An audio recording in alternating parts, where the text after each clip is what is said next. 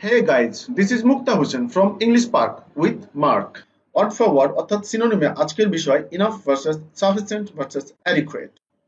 বিভিন্ন ভাষার সমন্বয়ে ইংরেজি একটি সমৃদ্ধ ভাষা। ইংরেজিতে একাধিক শব্দের ঠিক একই অর্থ এবং ব্যবহার নেই।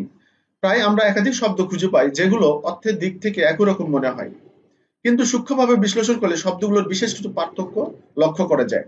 তার আগে বলে নেই, আপনি যদি এখনো চ্যানেলটি সাবস্ক্রাইব না করে থাকেন তাহলে বিভিন্ন ক্যাটাগরি নতুন ভিডিওর জন্য এখনই সাবস্ক্রাইব করে ফেলুন। বেশি কথা না বাড়িয়ে আজকের শব্দগুলির অর্থ বিশ্লেষণের জন্য অল্পক্ষণের মধ্যেই ফিরছি।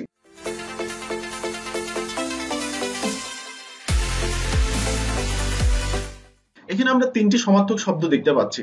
ডিটারমাইনার্স কিংবা অ্যাডজেক্টিভ হিসাবে ইনাফ হচ্ছে যার আকাঙ্ক্ষা মিটেছে, he has enough and whose desires are fulfilled. For example, a greedy man may be satisfied with টাকা 1000 crore. He has enough money more than needed.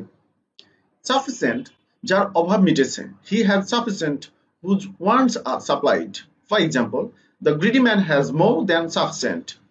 Adequate যতটুকু প্রয়োজন ঠিক ততটুকুই, পর্যাপ্ত বা সন্তোষজনক। Often it sounds a little negative, not more than needed. For example, the water supply here is adequate, not more than sufficient. সমার্থক শব্দগুলোর সূক্ষ্ম পার্থক্যগুলো আমরা লক্ষ্য করলাম। এরপরেও এই বিষয়ে কোনো কমেন্টস এবং ডিসকাশন থাকলে আপনারা করতে পারেন। আর আগেই বলেছি, যদি সাবস্ক্রাইব না করে থাকেন তাহলে এক্ষুনি সাবস্ক্রাইব করে ফেলুন। Hit the like button if you like. আর আপনারা ফ্রেন্ডের সাথে শেয়ার করবেন, সাথে থাকবেন। দেখা হবে পরবর্তী ভিডিও নিয়ে। Till then, have a good day.